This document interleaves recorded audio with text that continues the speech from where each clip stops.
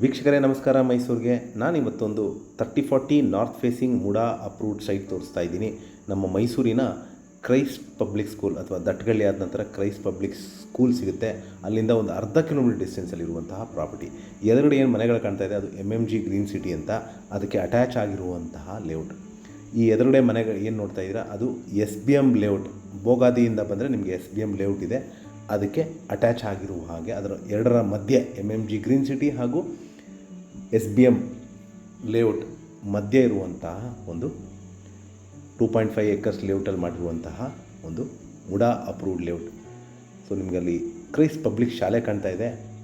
So ಅಲ್ಲಿಂದ ನಿಮಗೆ ಅರ್ಧ ಕಿಲೋಮೀಟರ್ ಡಿಸ್ಟೆನ್ಸಲ್ಲಿರುವಂತಹ 3040 ಮುಡಾ ಅಪ್ರೂವ್ಡ್ ಸೈಟ್ ಸೇಲ್ಗಿರುವಂಥದ್ದು.